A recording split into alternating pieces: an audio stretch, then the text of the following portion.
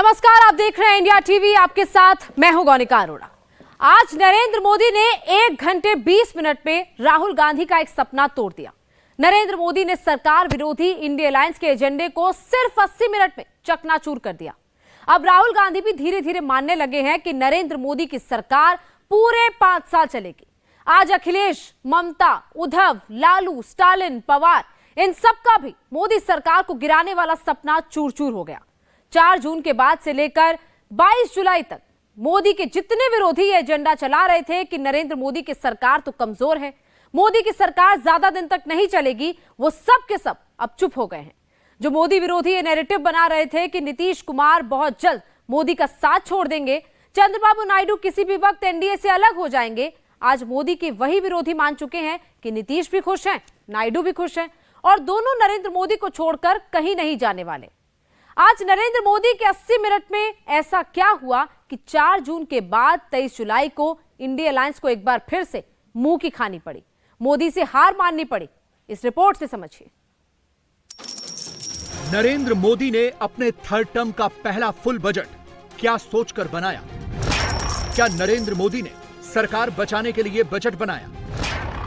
राहुल ने मोदी का बजट देखकर अपनी टाइमलाइन पर क्या चिपकाया? अखिलेश ने, ममता ने, ठाकरे ने, लालू ने मोदी सरकार के बजट पर क्या-क्या फैलाया? राहुल मोदी सरकार के बजट को कुर्सी बचाओ बजट क्यों कह रहे हैं? खड़गे मोदी सरकार के बजट को नकलची बजट का नाम क्यों दे रहे हैं? कांग्रेस वाले मोदी के बजट को लॉलीपॉप बजट का सर्टिफिकेट क्यों दे रहे हैं? लालू की पार्टी मोदी के बजट को दिशाहीन क्यों बता रही है? दीदी की पार्टी मोदी सरकार के बजट को कुर्सी बचाने का आखिरी प्रयास कहकर कौन सा नैरेटिव सेट करना चाह रही है? अखिलेश यादव इस बजट को नाउम्मीदगी का पुलिंदा बताकर कौन सा एजेंडा चला रहे हैं? पूरा देश जिस वक्त हैशटैग बजट ट्रेंड करा रहा है, उस वक्त इंडी अलायंस वाले हैशटैग कुर्सी बचाओ बजट, मोदी बचाओ बजट वाले स्क्रिप्ट क्यों लिख रहे हैं? कैमरे पर आकर हर मोदी विरोधी इस बजट को मोदी का सिंहासन बचाने वाला बजट क्यों कह रहा है? कुर्सी बचाने का काम किया है।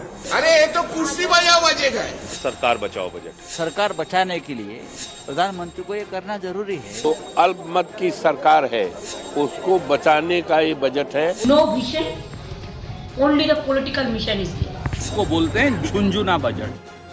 मोदी सरकार के बजट को विरोधी कुर्सी बचाओ बजट क्यों कह रहे हैं, थोड़ी देर में बताएंगे। पहले ये जानिए कि मोदी 3.0 के पहले फुल बजट में सबसे ज्यादा फोकस किस टॉपिक पर है। मोदी सरकार के बजट की असली थीम इस वक्त आपकी स्क्रीन पर है। बोल्ड एंड कैपिटल लेटर्स में लिखा है, इस बार मोदी का पूरा फोकस एम्प्लॉयमेंट पर है और यह सिर्फ रोजगार तक सीमित नहीं है। मोदी का मेगा प्लान उससे कहीं आगे का है। एम्प्लॉयमेंट में ई यानी एम्प्लॉयमेंट एंड एजुकेशन, एम यानी एमएसएमईज, पी यानी प्रोडक्टिविटी, एल यानी लैंड, ओ यानी अपॉर्चुनिटीज, वाई यानी यूथ, एम यानी मिडिल क्लास, ई यानी एनर्जी सिक्योरिटी, एन यानी न्यू जनरेशन रिफॉर्म्स और टी यानी टेक्नोलॉजी। यानी एम्प्लॉयमेंट के इन 10 लेटर्स में ही मोदी 3.0 के बजट का पूरा सार छिपा है। ये न्यू इंडिया को विंग देने वाला बजट है। समाज के हर वर्ग की तरक्की के रास्ते डेवलप्ड इंडिया की स्क्रिप्ट लिखने वाला बजट है। इस बजट की व्याख्या करते वक्त मोदी ने किन किन शब्दों पर सबसे ज्यादा फोकस किया, वो नोट करने की जरूरत है। मोदी ने अपने संबोधन में 25 बार बजट का नाम लिया, 15 बार देश, 8 बार भारत, 9 बार गरीब, 4 बार किसान, 3 बार गांव, 3 बार नौजवान, 4 बार दुनिया और 2 बार फ्यूचर शब्द का प्रयोग किया। यानी एक स्पीच लोकसभा में वित्त मंत्री निर्मला सीतारमण की हुई, जिन्होंने बजट पेश किया, और दूसरी स्पीच प्रधानमंत्री नरेंद्र मोदी की हुई, जिन्होंने इस बजट का विजन पूरी तरह देश सेंट्रिक रखा और फ्यूचर का रोड मैप दिया। ये बजट समाज के हर वर्ग को शक्ति देने वाला बजट है। ये देश के गांव गरीब किसान को समृद्धि की राह पर ले जाने वाला बजट है। यह बजट उनके सशक्तिकरण की निरंतरता का बजट है। इन नौजवानों को अनगिनत नए अवसर देने वाला बजट है। ये मिडिल क्लास को नई ताकत देने वाला बजट है। बजट में मैन्युफैक्चरिंग पर भी बल है, इंफ्रास्ट्रक्चर पर भी बल है। बजट नए अवसर, नई ऊर्जा लेकर आया है। ये ढेर सारे नए रोजगार, स्वरोजगार के अवसर लेकर आया है। ये बेटर ग्रोथ और ब्राइट फ्यूचर लेकर आया है। आज का बजट भारत को दुनिया की तीसरी सबसे बड़ी आर्थिक ताकत बनाने के उस पूरी प्रक्रिया में कैटलिस्ट का काम करेगा। विकसित भारत की एक ठोस नींव रखेगा। मोदी 3.0 के इस बजट से एक चीज और क्लियर हो गई कि अगले 5 साल सरकार का पूरा फोकस यूथ पर रहने वाला है। मोदी यूथ सेंट्रिक अप्रोच के साथ ही आगे बढ़ने वाले हैं और यही बात मोदी विरोधी इकोसिस्टम को चुभ गई।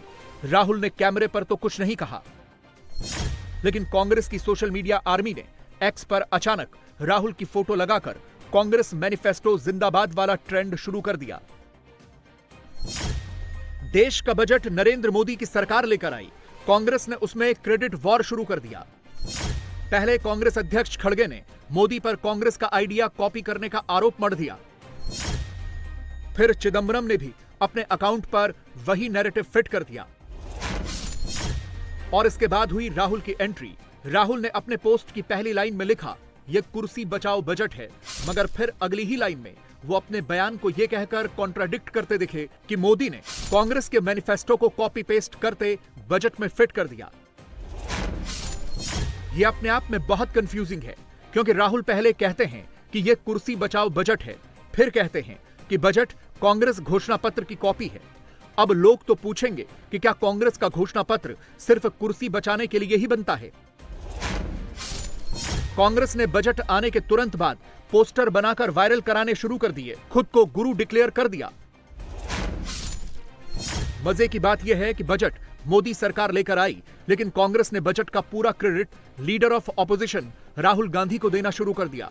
जननायक की दूरदर्शिता वाला पर्चा सोशल मीडिया पर घुमाना शुरू कर दिया और कैमरे पर आकर इस इकोसिस्टम के नेताओं ने मोदी को टारगेट करना शुरू कर दिया। ये देखकर खुशी है कि वित्त मंत्री निर्मला सीतारमण ने कांग्रेस के न्याय पत्र को, कांग्रेस के चुनावी घोषणा पत्र को बड़ी तल्लीनता से और बड़े गौर से पढ़ा और उनका ये जो कुर्सी बचाओ बजट है, ये एक तरह से कॉपी पेस्ट हमारे जो प्रपोजल्स थे उस घोषणा पत्र में ऐसा प्रतीत होता है। ये सारी बातें वहां से उठाई गई हैं।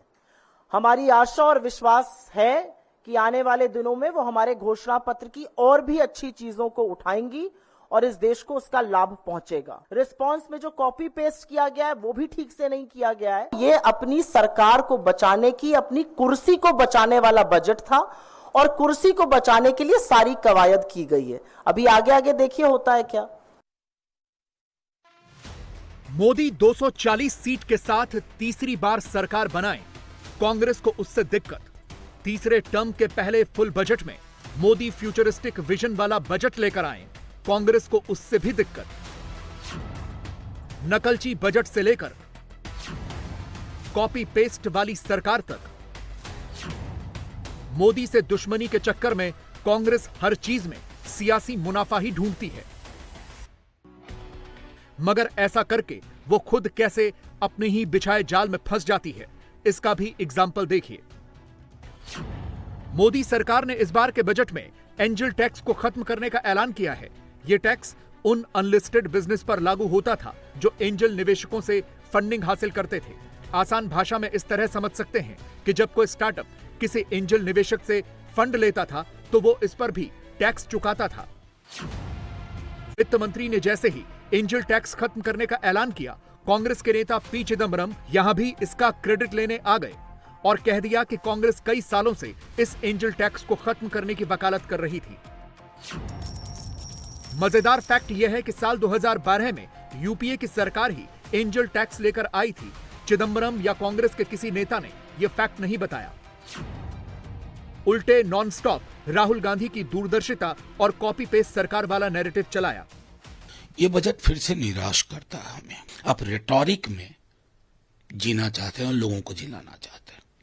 बिहार आज चीटेड फील कर रहा कि कुछ कांग्रेस के मैनिफेस्टो से, कुछ जो तेजस्वी जी ने संकल्प दिया था, जो हमारी प्रतिबद्धता थी, उससे लिया, तो आधा अधूरा क्यों लेते हो?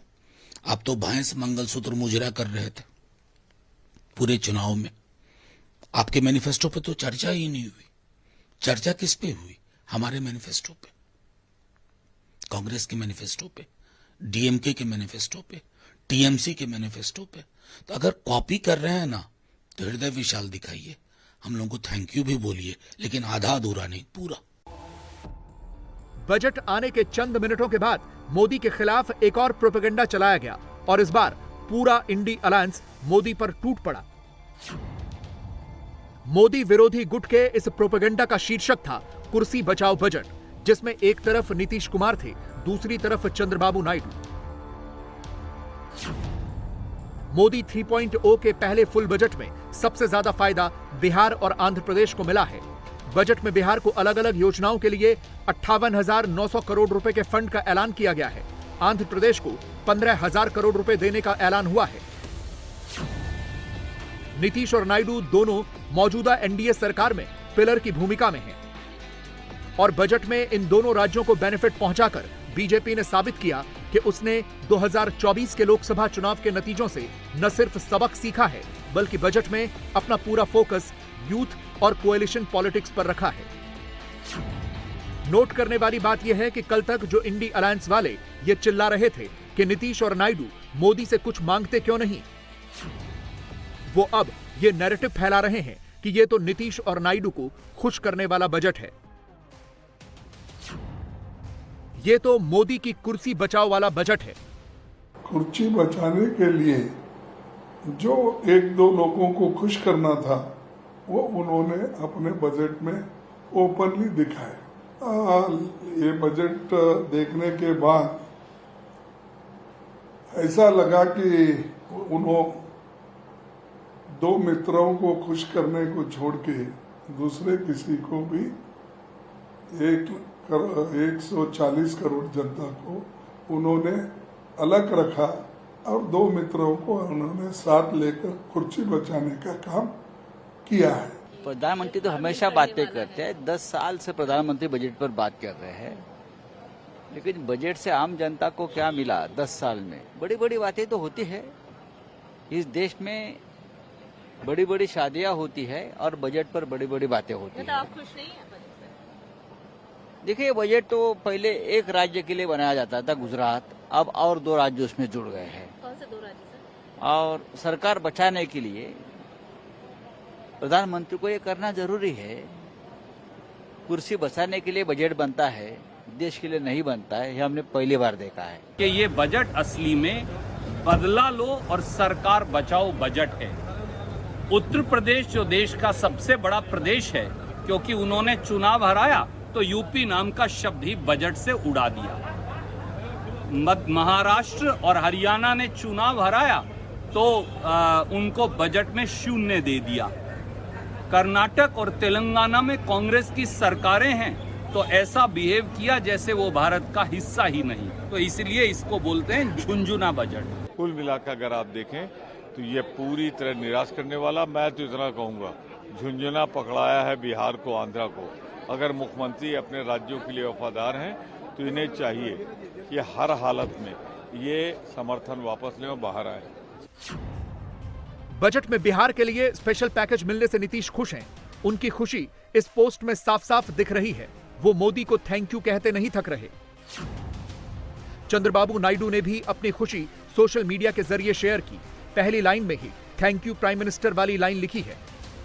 सब कुछ किया गया तो हम लोगों ने शुरू से कह दिया था ये या बिहार को विशेष तौर पर मदद करिए इसके लिए। अब उसी में उन लोगों ने कई चीजों का मदद करने का घोषणा कर दिया। मदद होना चाहिए बिहार को, तो वो तो करना शुरू कर दिया। आप खुश हैं? अरे हाँ भाई, हम तो ये दोनों चीज कर ही दिए थे, तो एक चीज का तो शुरू हो गया। तहे दिल से शुक्रिया अदा करना चाहूँगा नरेंद्र मोदी जी को, जिन्होंने एक वादा किया था कि आंध्रा की देखभाल हम करेंगे और उन्होंने आज किया है बजट के रूप में। अरे ऑपोजिशन हाँ, तो ऑपोजिशन को क्लैरिटी मेंटेन करना पड़ेगा। मैं कल तक देख रहा हूँ, कल तक उनको बोलते हैं कि तेलुगु देशम कुछ मांग नहीं रही, तेलुगु देशम कहीं पर कुछ बोलती नहीं है, तेलुगु देशम को आंध्रा के लिए कुछ पूछना नहीं है। अब जब बजट में इतना सारा है तो बोलते हैं कि जब आंध्रा को ही चला गया है, सब इधर ही हो रहा है। तो चाहते क्या, आंध्रा को पैसा मिले ऐसे चाहते हैं कि आज ना मिले ऐसे चाहते हैं? उनको एक क्लैरिटी मेंटेन करना पड़ेगा। मोदी के दुश्मनों से नीतीश और नायडू की ये खुशी देखी नहीं जा रही। मोदी संग उनकी मजबूत पार्टनरशिप बर्दाश्त नहीं हो रही। तभी तो दीदी की पार्टी आंध्र और बिहार के टेक्स्ट में एनडीए शब्द ढूंढकर एक नया पोस्टर वायरल करा रही है। यूनियन बजट 2024 पर क्रॉस का निशान लगाकर मोदी 3.0 के पहले फुल बजट को आंध्र बिहार बजट बता रही है। मोदी के बजट को कुर्सी बचाने का आखिरी प्रयास बता रही है। अरे ये तो कुर्सी बचाओ बजट है। उनको कुर्सी बचाने के लिए जो पार्टी उनको लिए कुर्सी बचाते हैं, उनके लिए बजट है। एनडीए वाला जो है उसका साथ नीतीश कुमार और आंध्र प्रदेश का, उनको सेव करने के लिए, उनको पास में रखने के लिए इसका बजट है। ये इंडिया का बजट नहीं है, देश के लिए बजट नहीं है। वो लोग बंगाल को तो कुछ ही नहीं दिया है। बंगाली को वो लोग देखने नहीं सकता है, बंगाल को वो लोग देखने नहीं सकता है। They can't tolerate Bengalis, they can't tolerate Bengal people. वो साफ हो जाएगा बीजेपी में। ममता कैमरे पर आकर एक दूसरी गाथा सुना रही हैं। वो मोदी सरकार के बजट को नो विजन, सिर्फ पॉलिटिकल मिशन बता रही हैं। हमने कुछ नहीं कहेंगे, हमें कोई टिप्पणी करना नहीं है इसका बारे में। मेरे को यही बोलना है, this budget is totally directionless, anti people, no vision, only the political mission is there. I don't see any light. It is the dark, dark and dark. And this budget is a political bias budget.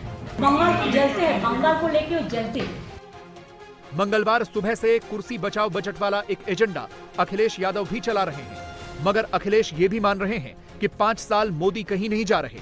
2029 के बाद का भी plan तैयार करके बैठ चुके हैं।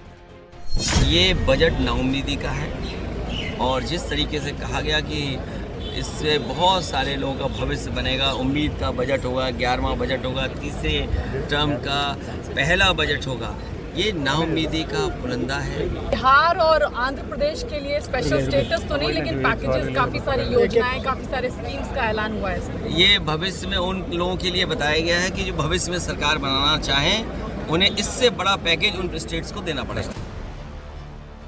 अब इस पोस्टर पर गौर कीजिए, ये कांग्रेस की टाइमलाइन पर शेयर किया गया। देखिए कितनी चालाकी से इसमें अयोध्या और राम मंदिर का जिक्र हुआ, और फिर पोस्टर शेयर होने के तुरंत बाद जानते हैं कैमरे पर किसके दर्शन हुए। कैमरे पर उनके दर्शन हुए जिन्हें इन दिनों लोकसभा में राहुल अपने बगल में बैठाते हैं और उनका नाम ले लेकर मोदी पर निशाना साधते हैं, यानी सपा के सांसद अवधेश प्रसाद। अल्पमत की सरकार है, उसको बचाने का ये बजट है और करीब करीब ये पूरे देश को इग्नोर किया गया है। अयोध्या को इग्नोर किया गया है, उत्तर प्रदेश को इग्नोर किया गया है। उत्तर प्रदेश वो प्रदेश है जिसने 1 दर्जन से ज्यादा देश को प्रधानमंत्री दिया है, देश की राजनीति को बदलता है, देश को राजनीति की दिशा और दशा को तय करता है, पूरी तरह से इग्नोर किया है। और ये कुर्सी बचाने का बजट है, इसीलिए 2 स्टेट को प्राथमिकता दी गई है और पूरे देश को इग्नोर किया गया है। ये भारतीय जनता पार्टी के लिए महंगा पड़ेगा। बजट के बाद प्रधानमंत्री मोदी ने मंत्रियों की क्लास बुला ली। बीजेपी के सभी प्रवक्ताओं को पार्टी हेडक्वार्टर बुलाकर बजट की बारीकियां बताई गई। बजट की बातों को पब्लिक के बीच कैसे समझाना है, इसकी ट्रेनिंग दी गई। जानते हैं क्यों? क्योंकि आज के बजट में नैरेटिव चेंज करने का सॉलिड काम हुआ है। 24 के चुनाव में जो वोट छिटक गया था उसे वापस लाने का मैग्नेट इसी बजट में है। नौकरी, रोजगार, महंगाई, गरीब, पिछड़े और आदिवासी के बारे में जो अफवाह फैली हुई है उन अफवाहों को ठंडा करने वाला बजट संसद में पेश हुआ है। करंट फाइनेंशियल ईयर के 4 महीने निकल चुके हैं। 8 महीने में ही बचे हुए सारे काम करने हैं। सरकार के पास कितना पैसा है और कितने वोट खींचने का लक्ष्य रखा गया है, एक एक पैसे और एक एक वोट का हिसाब आपको बताते हैं इस रिपोर्ट में। पहली नौकरी, पहली सैलरी, टॉप कंपनी में जॉब, स्टाइपेंड वाली internship, PF contribution, income tax rebate, startup, promotion, innovation, नए हाईवे, नए एक्सप्रेसवे, नए ब्रिज, नए एयरपोर्ट, मंदिर कॉरिडोर, कल्चरल टूरिज्म, मकान के लिए मदद, बिना गारंटी के मुद्रा, पूर्वोदय, आदिवासी, दलित, पिछड़ा।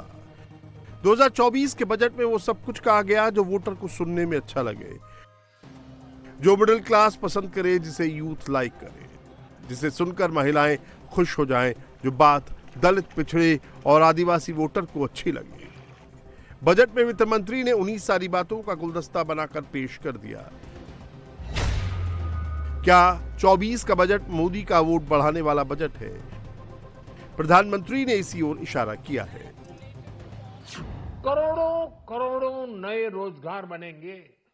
पहली नौकरी पाने वाले युवा की पहली तनख्वाह हमारी सरकार देगी। 1 करोड़ नौजवानों को इंटर्नशिप की योजना गांव के, गरीब के मेरे नौजवान साथी, मेरे बेटे बेटी देश की टॉप कंपनियों में काम करेंगे। क्या ये रूठे हुए वोटर्स को बनाने वाला बजट है? बीजेपी नेताओं की बॉडी लैंग्वेज यही बता रही है। एनडीए सहयोगी भी बम बम है। क्या ये नए वोट बैंक बनाने वाला बजट है? प्रधानमंत्री की माने तो हां, इस बजट से बीजेपी को नई ताकत मिलने वाली है। हर गांव, हर घर एंटरप्रेन्योर्स बनाना है। बिना गारंटी के मुद्रा लोन की लिमिट को 10 लाख से बढ़ाकर 20 लाख रुपए किया गया है। महिलाओं, दलित, पिछड़े, आदिवासी परिवारों में स्वरोजगार को बल मिलेगा। भारत को ग्लोबल मैन्युफैक्चरिंग हब बनाएंगे। इनकम टैक्स में कटौती और स्टैंडर्ड डिडक्शन में वृद्धि का फैसला लिया गया है। हर टैक्स पेयर को अतिरिक्त बचत होने वाली है। मोदी 3.0 सरकार का पहला बजट बीजेपी के लिए कितने वोट जोड़ेगा? जिन राज्यों में वोट घट गए वहां ये बजट क्या बीजेपी को फिर से ताकतवर बना देगा? जिन 3 राज्यों में चुनाव होने वाले हैं वहां के रिजल्ट क्या बजट से बीजेपी के फेवर में आ जाएंगे? ये सब कैसे होगा? मोदी ने किसकी जेब में कितना पैसा डाला है और बदले में मोदी को कितने वोट मिलने वाले हैं? चलिए इसका रियल कैलकुलेशन करके देखते हैं। 2024 के बजट का दी मोस्ट इंपॉर्टेंट कीवर्ड है नौकरी, यानी रोजगार, यानी एम्प्लॉयमेंट। चुनाव में सरकार की अपनी नौकरी जाते जाते बची है। प्रधानमंत्री को फीडबैक मिला है कि युवा नाराज है और युवाओं को नाराज करके कोई भी सरकार बहुत दूर तक नहीं जा सकती। इसीलिए युवाओं की नाराजगी दूर करना सबसे जरूरी है। देश में 21 करोड़ से ज्यादा युवा वोटर हैं। इनकी पहली डिमांड है नौकरी। हर साल 2 करोड़ रोजगार। मोदी के विरोधी आज भी पुराना वादा याद दिलाकर ताने मारते हैं। उन तानों से आगे बढ़कर सरकार ने नौकरी रोजगार का एक रोड मैप बनाया है। युवाओं को नौकरी, ट्रेनिंग और स्किल डेवलपमेंट के लिए बजट में 1,48,000 करोड़ का बजट एलोकेशन किया गया है। इसके अलावा अगले 5 साल के लिए 2 लाख करोड़ का प्राइम मिनिस्टर पैकेज भी घोषित किया गया है। इस पैसे से 21 करोड़ युवा वोटरों को खुश करने की योजना है। नौकरी योजना बढ़ाने के लिए सरकार क्या क्या करने वाली है, नोट करना शुरू कीजिए। रोजगार बढ़ाकर युवाओं को खुश करने के 4 रास्ते सरकार को दिख रहे हैं। पहला रास्ता है सरकारी नौकरी, जो सबको नहीं मिल सकती। दूसरा रास्ता प्राइवेट नौकरी, इसके लिए सरकार इंसेंटिव देगी। तीसरा रास्ता है स्वरोजगार, इसके लिए सरकार स्किल डेवलपमेंट ट्रेनिंग देगी। और चौथा रास्ता है मुद्रा लोन, जिसमें सरकार बिजनेस करने के लिए 20 लाख रुपए तक बिना गारंटी वाला लोन देगी। मोदी सरकार अगले 5 वर्ष में पीएम पैकेज योजना से 4 करोड़ 10 लाख युवाओं को जोड़ेगी। अगले 5 साल तक हर साल 20 लाख नौजवानों को स्किल डेवलपमेंट ट्रेनिंग दी जाएगी। इस तरह सरकार 1 करोड़ युवाओं को ट्रेन्ड वर्कर बना देगी। 500 टॉप कंपनियों में 1 करोड़ युवाओं को इंटर्नशिप कराई जाएगी। इंटर्नशिप के दौरान 5,000 रुपए महीना स्टाइपेंड दिया जाएगा। इसके अलावा 6,000 रुपए की एक मुश्त मदद भी दी जाएगी। स्टाइपेंड के साथ इंटर्नशिप 1 साल तक दी जाएगी। इस तरह 12 महीनों में 60,000 प्लस 6,000 कुल मिलाकर 66,000 रुपए मिलेंगे। जो टॉप कंपनियां इंटर्नशिप कराएंगी उनको क्या मिलेगा? क्या उन पर ही सारा बोझ पड़ जाएगा? जवाब है नहीं। कंपनियों को इंटर्नशिप का 10% खर्चा उठाना होगा। ये खर्च कंपनियां अपने CSR फंड से मैनेज कर सकेंगी। स्टाइपेंड का बाकी खर्च सरकार उठाएगी। ट्रेनिंग का खर्च कंपनियों को उठाना पड़ेगा। जो पक्की सरकारी नौकरी का प्राइवेट सेक्टर में और दूसरे सेक्टरों में, और हम भी वायदा किया थे, वो एक प्रोग्राम वो कॉपी कर लिए है, उसको दूसरा नाम उन्होंने दिया क्या, इंटर्नशिप। तो हम ये तो उससे ज़्यादा पैसा देकर वो स्कीम को बनाना चाहते थे। तो हमारा एक कट एंड पेस्ट बोलते ना, तो वो उन्होंने किया है। लाखों करोड़ों की सैलरी वाली नौकरी सबको नहीं मिलती। सभी युवाओं की ये चाहत भी नहीं होती, लेकिन काम सबको मिलना चाहिए। इसे मोदी सरकार ने भी समझा है। सरकार का फोकस कम सैलरी वाले रोजगार बढ़ाने पर है। इसके लिए मोदी ने बजट में गारंटी दी है। 1 लाख रुपए से कम सैलरी वाली पहली नौकरी लगने पर सरकार 15,000 रुपए देगी। ये मदद 5-5 हजार रुपए की 3 किश्तों में डीबीटी के माध्यम से दी जाएगी। शर्त यह है कि नई नौकरी वाले व्यक्ति को EPFO में रजिस्ट्रेशन कराना पड़ेगा। इस स्कीम से 2 करोड़ 10 लाख युवाओं को फायदा होगा। इंटर्नशिप तो पहले इस सरकार की कराइए, वो लोग कुछ सीखें कि देश को कैसे चलाना है। तो इनकी किसी भी बात पे भरोसा करने लायक नहीं है। मैं फिर दोहरा रहा हूं, ये बजट निराशा का बजट है और सरकार बचाओ बजट है। मोदी सरकार ने पहले की किसी भी सरकार के मुकाबले ज्यादा सब्सिडी दी, मुफ्त अनाज बांटा। सरकार अभी भी फ्री अनाज बांट रही है। अगले 5 साल तक फ्री अनाज देने की घोषणा हो चुकी है। बजट में भी इसका ऐलान किया गया। फिर भी गांव में बीजेपी का वोट घट गया तो क्या सरकार की फ्लैगशिप सोशल वेलफेयर स्कीम बंद हो जाएगी? इसका जवाब बजट में मिला। सरकार की फ्लैगशिप सोशल वेलफेयर स्कीम चलती रहेगी। बजट के लिहाज से मोदी सरकार की सबसे बड़ी स्कीम है प्रधानमंत्री आवास योजना। अब तक मोदी सरकार गांव और शहरों में कुल मिलाकर 4 करोड़ 10 लाख घर तो बनवा चुकी है या घर बनाने में सरकार ने मदद की है। अब सरकार ने 3 करोड़ और घर बनाने का टारगेट रखा है। इनमें से 1 करोड़ नए घर शहरी गरीबों और मध्यम वर्ग के लिए बनाए जाने हैं। नरेंद्र मोदी जब 2029 के चुनाव में जाएंगे तो वो कह पाएंगे कि उन्होंने 7 करोड़ 10 लाख गरीबों के लिए घर बनाए। जब कोई घर बनता है, जब किसी को घर की चाबी दी जाती है, तो एक वोट नहीं जुड़ता। घर बनने पर पूरे परिवार का वोट जुड़ता है। शहर में 1 करोड़ नए घर बनवाने में सरकार 10 लाख करोड़ रुपए का निवेश करने वाली है। अगले 5 साल में गरीबों को घर बनाने के लिए सरकार 2,20,000 करोड़ रुपए का डायरेक्ट बेनिफिट ट्रांसफर करेगी। सरकार जब भी कोई बेनिफिशियरी स्कीम चलाती है तो सबसे बड़ा बेनिफिशियरी वर्ग होता है पिछड़ा। उसके बाद दलित समुदाय को फायदा होता है। पीएम आवास योजना का सबसे बड़ा लाभार्थी वर्ग भी यही है। ये बजट समाज के हर वर्ग को शक्ति देने वाला बजट है। ये देश के गांव गरीब किसान को समृद्धि की राह पर ले जाने वाला बजट है। आज का बजट भारत को दुनिया की तीसरी सबसे बड़ी आर्थिक ताकत बनाने के उस पूरी प्रक्रिया में कैटलिस्ट का काम करेगा। विकसित भारत की एक ठोस नींव रखेगा। गरीबों के अलावा मोदी का एक और कोर वोटर है आधी महिला आबादी। देश का सबसे बड़ा वोट बैंक है। किसी भी दूसरी पार्टी के मुकाबले बीजेपी को महिलाएं ज्यादा वोट देती हैं। प्रधानमंत्री कह चुके हैं कि वो नारी शक्ति को महाशक्ति बनाएंगे।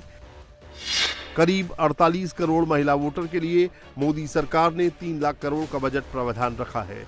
महिला एवं बाल विकास मंत्रालय के लिए 26,092 करोड़, आंगनबाड़ी और पोषण 2.0 के लिए 21,200 करोड़, बेटी बचाओ बेटी पढ़ाओ के लिए 629 करोड़, कामकाजी महिलाओं के लिए लेडीज हॉस्टल बनाने पर 2,516 करोड़ का बजट प्रावधान किया गया है। लखपति दीदी, नमो ड्रोन दीदी, महिलाओं को सशक्त करने के लिए नरेंद्र मोदी हमेशा कुछ न कुछ यूनिक सोचते रहते हैं। इस बार के बजट में महिलाओं के लिए कोई नई योजना अनाउंस नहीं की गई है, लेकिन जो योजनाएं पहले से चल रही हैं उनको बेहतर तरीके से चलाने के लिए पैसा बढ़ा दिया गया है। एक मुश्त वोट वाला एक और ग्रुप है आदिवासी समाज। देश भर में 8.64 करोड़ आदिवासी वोटर हैं।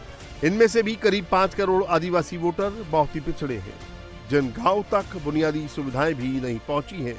मोदी सरकार ने ऐसे 63,000 आदिवासी गांव को विकसित बनाने का संकल्प लिया है। प्रधानमंत्री जनजातीय उन्नत ग्राम अभियान नाम से एक नया प्रोग्राम शुरू किया जा रहा है। इससे 5 करोड़ से अधिक आदिवासियों को फायदा होगा। 24 के चुनाव के बाद एक जनरल ट्रेंड ये सामने आया कि आदिवासी वोटर्स ने बीजेपी से किनारा करना शुरू कर दिया है। झारखंड की 5 आदिवासी सुरक्षित सीटें बीजेपी हार गई। राजस्थान और महाराष्ट्र में भी नुकसान हुआ। पूर्वोत्तर के कुछ आदिवासी समूह भी बीजेपी से अलग हो गए। मोदी उन सबको वापस बीजेपी की तरफ खींच रहे हैं। मोदी 2.0 सरकार में सबसे अधिक विरोध किसानों ने किया। पंजाब, ईस्टर्न राजस्थान और वेस्टर्न यूपी के किसान सड़क पर आए। एमएसपी की मांग सड़क से लेकर संसद तक गूंजी। मोदी 3.0 में क्या किसानों की वो मांग मानी गई? बजट में एमएसपी पर कानून वाली मांग नहीं मानी गई। 6,000 रुपए का किसान सम्मान मिलता रहेगा। 11 करोड़ 40 लाख किसानों के खाते में हर 4 महीने पर 2,000 रुपए आते रहेंगे। बजट में कृषि क्षेत्र के लिए 1,52,000 करोड़ अलग से रखे हैं। इसके अतिरिक्त सरकार यूरिया सब्सिडी पर 1,20,000 करोड़ रुपए खर्च करेगी। नरेंद्र मोदी के सियासी दुश्मनों ने किसान भाइयों को फिर से भड़काना शुरू कर दिया है। किसानों के लिए कुछ नहीं है, ऐसा मैसेज फॉरवर्ड होने लगा है। हम आपको बताते हैं कि किसानों के लिए बजट में नया क्या है। सरकार बदलते मौसम के अनुसार नई वैरायटी को बढ़ावा देगी। 32 फसलों की 109 नई किस्में लाई जाएंगी। उच्च पैदावार वाली फसल की 9 स्कीमें लाई जाएंगी। नेचुरल फार्मिंग से अगले 1 साल में 1 करोड़ किसान जुड़ेंगे। दालों के प्रोडक्शन, स्टोरेज और मार्केटिंग पर फोकस किया जाएगा। सरसों, मूंगफली, सोयाबीन और सूरजमुखी की खेती पर इंसेंटिव मिलेगा। सब्जियों की सप्लाई चेन और स्टोरेज पर काम होगा। 6 करोड़ किसानों की जानकारी लैंड रजिस्ट्री पर लाई जाएगी। 5 राज्यों में नए किसान क्रेडिट कार्ड जारी किए जाएंगे। नाबार्ड के जरिए किसानों को मदद करेंगे। देखो, बजट दिल्ली के कागजों में उनको ठीक लगता होगा, लेकिन ग्रामीण पृष्ठभूमि पे ठीक नहीं है। इसका ज्यादा लाभ किसानों को नहीं होगा, कंपनियों को जरूर लाभ होगा। जो ऑर्गेनिक और नेचुरल फार्मिंग की बात करिए, वो भी कोई न कोई एनजीओ, कंपनी, कोई संस्था वो इसको लेगी और वो कहेगी कि हम इतने किसानों को खेती करने सिखाएंगे ऑर्गेनिक। या आएगा, उस पर पैसा चला जाएगा। वो डायरेक्ट किसानों को लाभ देना है तो उसकी फसलों की कीमतें देनी पड़ेगी। सरकार के हर काम को वोट के चश्मे से देखने वाले बिहार और आंध्र को मिली स्पेशल योजनाओं को मोबाइल घुमा रहे हैं। सरकार का टारगेट क्या है, ये प्रधानमंत्री ने बताया है। साथियों, देश के विकास के लिए भारत के पूर्वी क्षेत्र का संपूर्ण विकास पूर्वोदय के विजन द्वारा हमारे इस अभियान को नई गति, नई ऊर्जा मिलेगी। हम पूर्वी भारत में कई महत्वपूर्ण इंफ्रास्ट्रक्चर जैसे हाईवेज, वाटर प्रोजेक्ट्स और पावर प्रोजेक्ट्स का निर्माण कर विकास को नई गति देंगे। इनकम टैक्स रेट में रिबेट का इंतजार कर मिडिल क्लास और सर्विस क्लास को वित्त मंत्री ने 17,500 रुपए का तोहफा दिया। न्यू टैक्स रिजीम में 50,000 की जगह 75,000 का स्टैंडर्ड डिडक्शन किया गया। पेंशन स्कीम का फायदा बढ़ाकर 25,000 किया गया और टैक्स स्लैब को रीडिफाइन किया गया। 0 से 3 लाख तक की आमदनी पर नील टैक्स, 3 लाख से 7 लाख तक की आमदनी पर 5% टैक्स, 7 से 10 लाख की आमदनी पर 10% टैक्स, 10 लाख से 12 लाख तक की आमदनी पर 15% टैक्स, 12 लाख से 15 लाख तक की आमदनी पर 20% टैक्स, 15 लाख से अधिक आमदनी पर 30% टैक्स। याद कीजिए, ऐसा आपने पहले कब देखा था कि बजट समझाने के लिए सत्तारूढ़ पार्टी ने अपने सारे प्रवक्ताओं को पार्टी हेडक्वार्टर बुला लिया।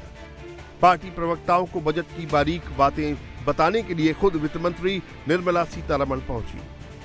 लक्ष्य यह है कि बजट के फायदों को आसान भाषा में समझाया जाए। इंडिया अलायंस ने अनुमान के मुताबिक ही बजट का विरोध करने का फैसला किया है। विपक्ष का ये हक है, इसके अलावा कोई दूसरा रास्ता भी नहीं है।